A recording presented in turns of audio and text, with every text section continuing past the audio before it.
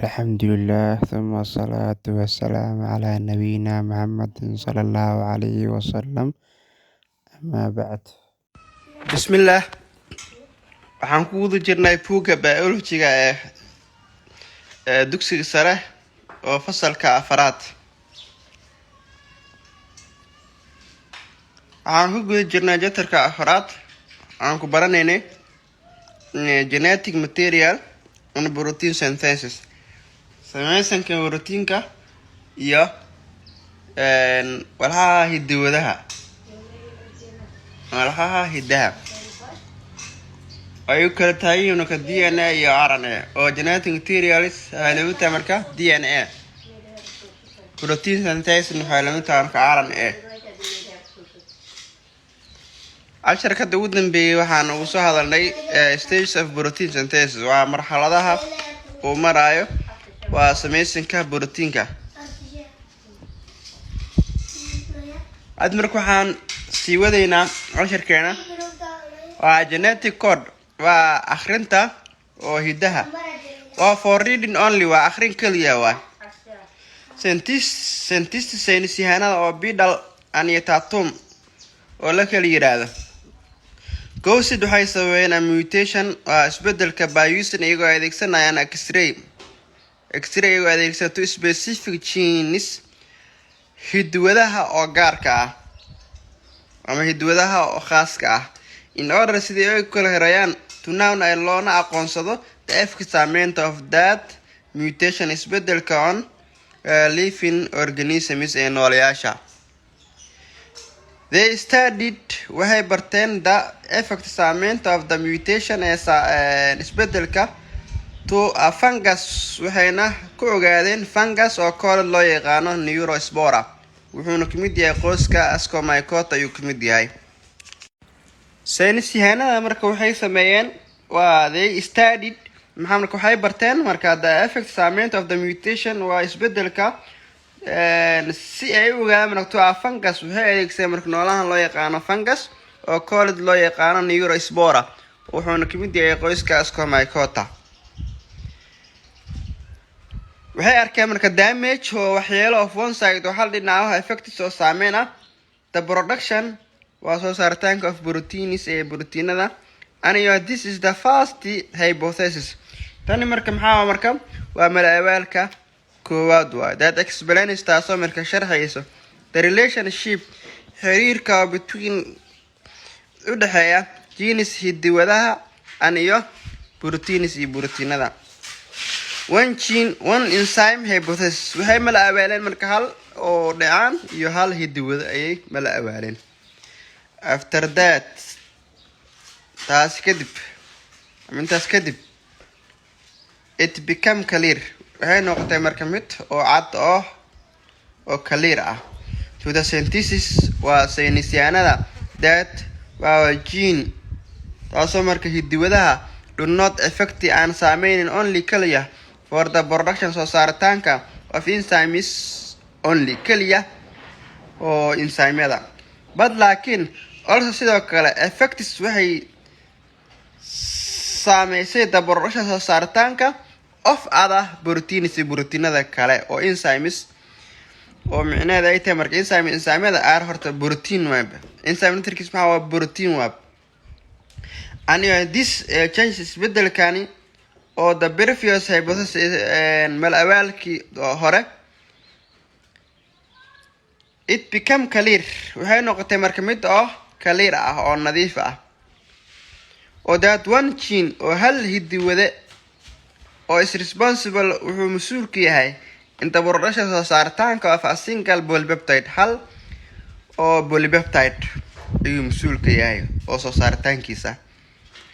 this conclusion gabagabadan waxay imaaday through ida loo marayo the study waa barashada of a mutation, waa isbedelka in a single site oo hal oo dhinac ah of one oo mid ka mid ah of the genes hidwadaha that affect, taasoo marka saameynayso the structure waa qaab dhismeedka of the hemoglobin ee maadadan loo yaqaano hemoglobin, which leads taasoo marka horseedayso a sickle cell anemia. cudurkan loo yaqaano sickle cell anemia waa dhiig yari. also sidoo kale recent discoveries shaqaataanka dhawaanadan has proven wuxuu cadeeyay that some genes qaar ka mid ah hiddiwadaha can be responsible wuxuu mas'uul ka ahaan karaa for produce soo saaritaanka several proteino dhowr ah. That is taasoo markaa single gene hal hiddiwade oo can control ay wuxuu control karaa marka the production soo saaritaanka of the several proteino dhowr ah. oo meesha waxaan ka ogaanay marka qaar ka mid ah marka oo hiddiwadaha ee mas'uulka ahaan karaa inuu soo saaro dhowr protein ah oo haddana oo single gene hal hiddiwade ayaa haddana wuxuu control karaa marka dhowr oo protein ayuu xakameyn karaa. The genetic code akhrinta hiddiwadaha ama akhrinta hiddaha is a sequence waa isku xigtaanka of nucleotides waa nucleotideska in the DNA. If you know haddaad taqaanid the number of amino acids tirada amino acidska which are kuwaasoo kala marka 20 amino acids 20ka amino acidska ama 20 amino acids 20ka amino acidska how is it possible sidee bay macquul u tahay to construct inaad dhisno the genetic codes akhrinta hiddaha that represent ay u taagan these amino acids oo 20ka ah oo in order sidii ay u kala horeen to form ay u sameynayaan a polypeptide silsilada polypeptide oo u naqaan marka protein amino acidska ilaa 20 ilaa 50 waxaa loo yaqaan amino acids markii ay 50 ay ka bataan hawaay amino acids la isku geeyo oo waxaa loo yaqaan ilaa 50 waa polypeptide kadibna hawaay wixii ka badan protein ayaa loo yaqaan amino acid markii la isku geeyo ilaa 50 waxaa loo yaqaan polypeptide wixii ka badan hawaay protein ayaa loo yaqaan. Polypeptide iyo protein isku mid leh iyo amino acids maxaa waaye asasiyan waxa protein waxa uu ka samaysan yahay waxa loo yaqaan amino acid loo yaqaan. Marka waxaa taqaanaan the number or tirada of different nucleotides kala duwan that form kuwaas sameynaya the DNA are only clear 4 ayay sameysaa oo kala marka adenine, thymine, guanine and cytosine. Okay, the first answer jawaabta koowaad oo to this question is su'aalahan was given by waxaa bixiyay saynisyahanka oo George Gamow oo ninka loo yaqaano in 1954 sanadka markuu ahaa 1954. He proved wuxuuna ku cadeeyay as sida a mathematical way hab oo xisaab ayuu ku cadeeyay. He proved as a mathematical way wuxuu ku cadeeyay marka oo hab oo xisaab ah that the number oo tirada taasoo marka tirada of the nucleotideska that can encode in loo qoraya a single amino acid ama amino acidyada oo hal ah. R marka waxaa loo qoraa marka 3 nucleotides saddexdii nucleotides ba waxaa loo yaqaan marka single amino acid ayay u taagan tahay. Okay, and dib ugu celin meeshaas he proved as a mathematical way wuxuu ku cadeeyay marka hab oo xisaab ayuu ku cadeeyay that number waa tirada of the nucleotides that can encode iyadoo loo qorayo marka a single amino acid oo hal amino acids ah.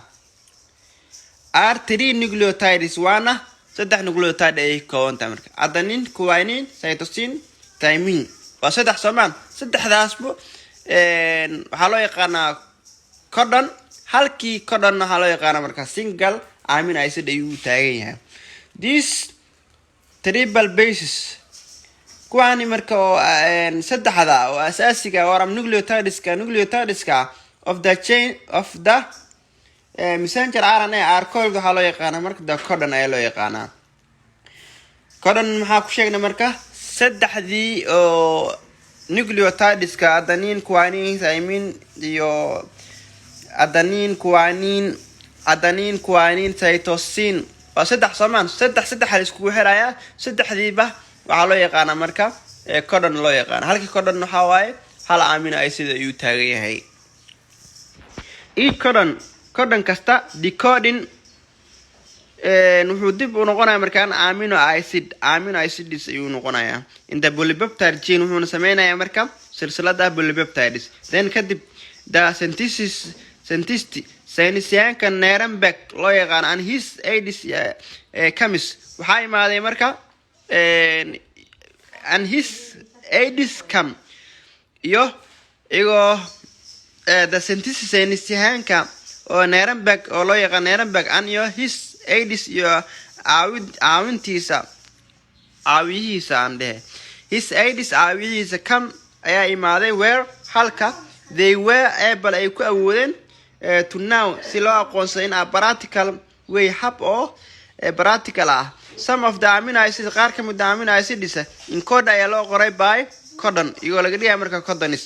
finally ugu dambeyntii scientists saynisyaanada were able waxay awoodeen to now inay aqoonsaan all the codons dhammaan codonada oo dhan oo needed loo baahan yahay to encode in loo qoro amino acids iyo amino acidska. see fiiri marka table 4.1 jaantuska ama jadwalka 4.1 waxaa lagu tusay marka qaabka codoniska ay u sameynayaan saddexdii nucleotidesba waxaa loo yaqaanaa codon halkii codon waxaa loo yaqaanaa marka hal amino acid ayaa loo yaqaanaa. note start and stop codes only are memorized. kaliya marka waxaad ogaataa oo aad xifdinaysaa oo codeska bilaabashada iyo codeska xirmida ama codeska oo stopka loo yaqaano joojinta. starti codes waa hal level AUG oo waxaa loo yaqaanaa methionine ayaa loo yaqaanaa waa starti codes ayaa loo yaqaanaa. okay stop codes waxaa UAA UAG iyo UGA. okay translation turjumitaan RNA ayaa waxaa loo turjumayaa protein loo turjumayaa. translation turjumitaanka is the process waa hab of converting loogu bedelayo the information akhbaarta of the messenger RNA codoniska oo messenger RNA oo fariinta siday inta waxaa laga dhigaa marka sequence isku xigtaanka of amino acids iyo amino acid in a process habka of protein synthesis ee lagu sameynayo proteinska. the translation turjumtaanka occurs waxay u dhacaysaa in 3 stages 3 marxaladood iyadoo ay marayso which are waxayna kala yihiin marka initiation bilaabasho elongation dheeraansho and termination xirmid. for the translation ay u dhacda marka turjumitaan process to occur waxay u dhacaysaa marka habkan messenger RNA molecule RNA oo virus oo ay waxay dhanaan the genetic code akhrinta hidaha molecular RNA oo messenger RNA fariinta ay siday ama hidaha ay ka siday DNA ka siday ay waxay dhalayaan marka akhrinta hidwadaha ay dhalayaan si toos ah waxay u geynaysaa marka tRNA iyada maxaa transfer RNA waa marka wareejinta oo RNA amino acid in loo bedelo protein iyada waxay geynaysaa marka ribosome ay geynaysaa oo barta oo proteinka lagu sameynayo. tRNA marka that carries waxay qaadaysaa marka amino acids ka ay qaadaysaa aniyo ribosome aniyo The ribosomes iyadana which are the site waa barta waay of the protein synthesis ee lagu sameynayo protein oo are required in loona baahan yahay. Structure of the ribosome waa qaab dhismeedka ribosome. The ribosomeska of eukaryotic cells ee unugyada buudooda habaysan tahay are composed waxay ka kooban yihiin of two subunits laba qeybo hoosaad ay ka kooban tahay oo kala ah marka large subunits qeyb weyn and your small subunit iyo qeyb yar, each made up of mid kasta marka waxay ay ka samaysan tahay ribosomal RNA moleculada oo ribosomal RNA-da ayay ka samaysan tahay iyo proteins iyo borotiino. These proteinadan represent waxay u taagan yihiin the structural part qeyb ka mid ah qaab dhismeedka of the ribosome ee ribosomeska and iyo the ribosomal RNA moleculada ribosomal RNA-da are the functional parts waa qeybaha ay shaqeynayaan waay. See figure 4.13 fiiri marka sawirka 4.13 waxaa lagu tusay qaab dhismeedka ribosomeska. Ribosomeska waxay kooban tahay dhaani large subunit qeyb weyn iyo small subunit qeyb yar. qaybta weyn waxaa large subunit waxaa qaybta weyn waa, small subunitna qaybta yar waa.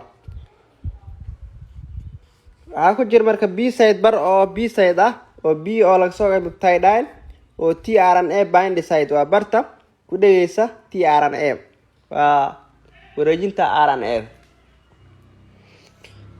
Exit tunnel waa dariiqa dhismo hore u jiray ee site waa barta ee waa amino acid eeda waxaa laga soo qeyb marka amino acid oo tRNA bind site barta oo ku dhageyso tRNA oo loo yaqaano marka wareejinta oo RNA si protein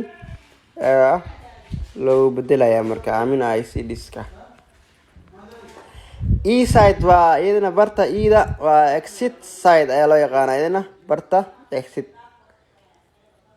iyo barta ay ku dhageysa messenger RNA. RNA in la dheereeyo dil rabo marka waxaa laga dheereynayaa ribosomalka ayaa laga dheereynayaa. Stages of translation marxaladaha turjumaada ay mareyso. Number 1 waxaa waa initiation waa bilaabasho. A small ribosomal subunit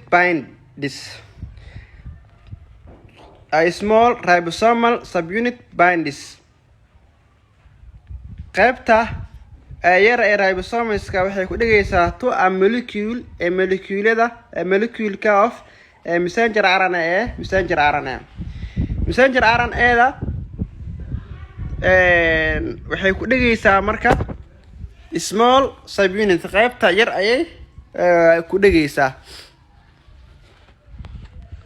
So sidaa daraadeed the start codon barta oo bilaabashada ee codoniska oo AUG loo yaqaano is at the B side waa barta B side waa.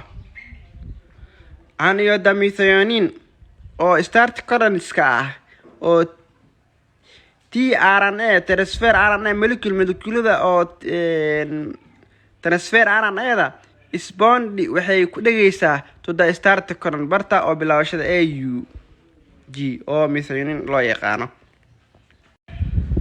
The arrival of a large ribosomal subunits waxaa imaanayo qeyb weyn ee ribosomalka. Completes waxay dhamaystiraysaa the initiation complex bilaabashada isku dhafka adag ma bilaabashada ka kan.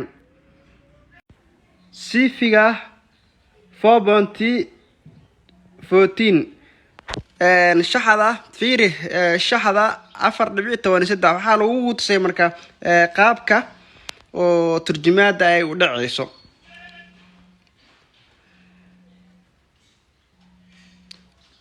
marka si turjumaada ay u dhacdo baan messenger RNA bind site waa barta messenger RNA ay ku dhigayso ayaa waxaa imaanaya marka oo start codon oo barta oo bilaawashada oo loo yaqaan marka AUG ama methionine. kadib methionine ayaa waxaa lagu sameeyaa marka complementary waa la dhameystirayaa. okay marka si oo loo badiyo marka oo loo geeyo large subunits loo geeyo loona badiyo waxaa loo isticmaalaya marka enzyme loo yaqaano quinine triphosphate. kadibna sidaas ayay ku soconaysaa translationka si loo sameeyo marka bilaawasho ka kan. Number 2 elongation dheeraansho. At the elongation stage of translation, marxaladda dheeraanshaha oo turjumtaanka amino acids are added ayaa lagu daraa one by one mid kala to the previous amino acids ka hore. The elongation stage marxaladda dheeraanshaha consists of waxay ka kooban tahay codon recognition aqoonsasho peptide bond deformation samaysanka dawarka peptide iyo translocation iyo boos wareejin. siifiga 4.15 fiiri shaxda 4.15 waxaa lagu tusay marka qaabka elongationka ay u dhacaysa ayaa lagu tusay. okay codon recognition aqoonshada codoniska. The anticodon of an income tRNA base pairing waxaa imaanayo oo lamaanaha oo tRNA oo transfer RNA anticodons ayaa imaanayo. anticodon waxaa loo yaqaan codoniska wax xiraya waxaa loo yaqaan anticodon. with the complementary waxay dhameystiraysaa messenger RNA codon ayay dhameystiraysaa in the A site barta A site. Many different tRNAs are present. tRNA badan oo kala duwan ayaa meesha xaadir ku ah bad laakiin only kaliya taban mid ka mid ah with the appropriate anticodon ugu habboon will bind ayaa ku dhigi doona an iyo allow waxay ogolaanaysaa the cycle wareeg to progress loo hormariyo. Number B peptide bond deformation samaysanka dawarka peptide and ribosomal RNA molecular ribosomal RNA of the large ribosomal subunit unit qaybta weyn ee ribosomalka ah catalyze waxay dejinaysaa the formation samaysanka of a peptide bond dawarka peptideska between u dhaxeeya the amino group kooxda aminada of a new amino acids si loo sameeyo marka amino acids cusub oo in the A side barta A sideska aniyo carboxyl indi ay ku dhamaanaysana carboxyl of the growing one meesha korayso of polypeptideska in the B side barta B side wa show waxaa lagu tusay inta next diagram shaxda ama jaantuska xiga oo this step talaabadan removes waxaa laga saaraya polypeptideska from ka imaaday the tRNA oo tRNA oo transfer RNA loo yaqaano in the B side barta B side and your attaches waxayna ku dhigaysaa it to the amino acids oo the tRNA oo transfer RNA loo yaqaano in the A side barta A side. Number C idin waxa translocation wax ka bedelitaan ama boos wareejin. The ribosomal translocation boos wareejinta ribosomska oo the tRNA transfer RNA loo yaqaan the A side barta A side the B side barta B side at the same time isla waqti. The empty oo maran meesha banaan oo tRNA ah oo ama transfer RNA inta B side barta B side ka is moved waxay u dhaqaaqaysaa to the e side barta e side where halkaasoo it is released ee laga sii daayay.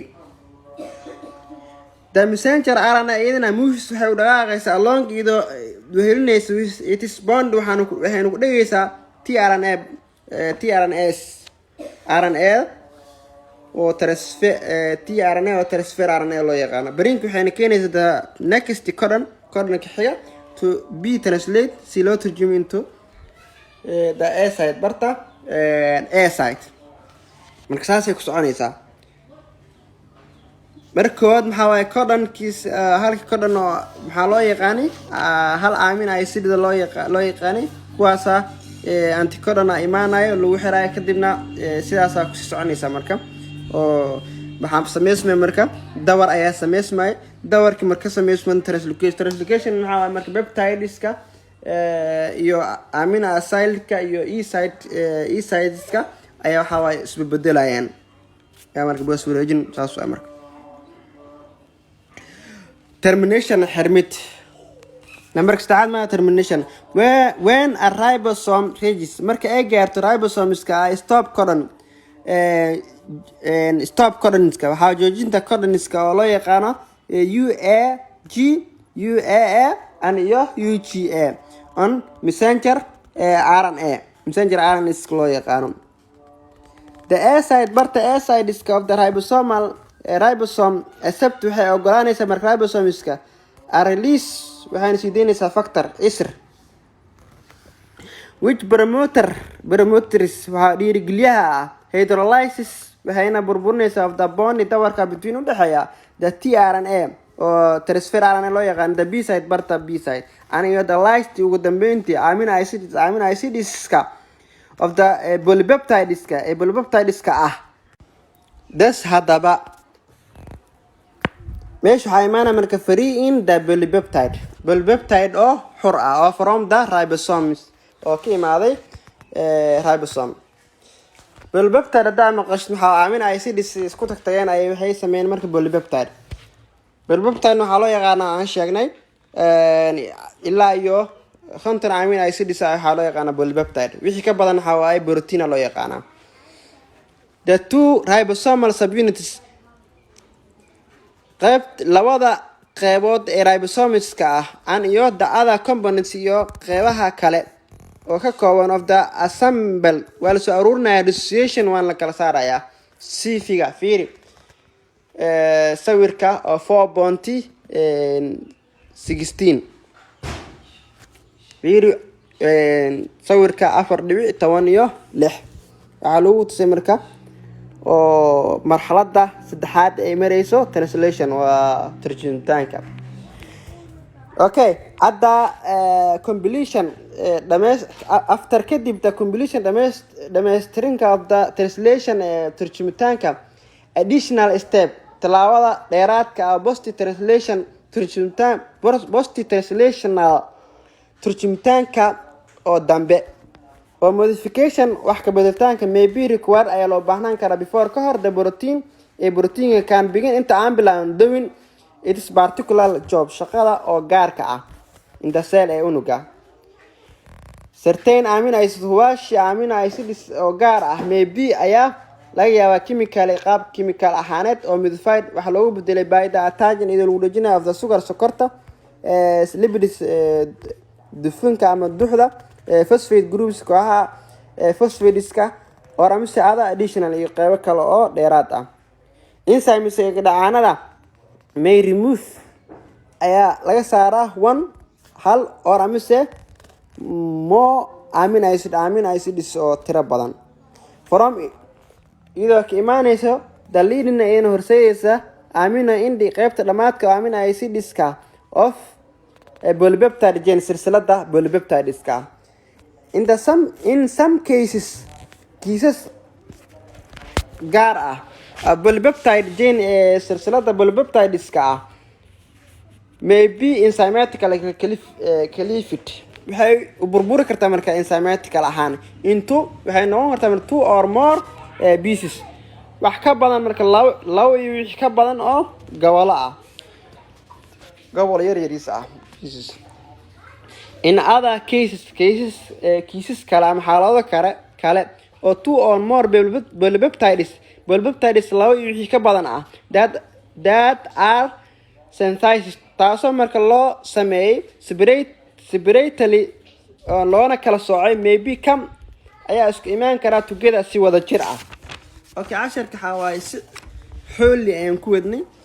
Okay, halkan ayaan ku ekeenayaa chapterkiin waan oo dhamaaday.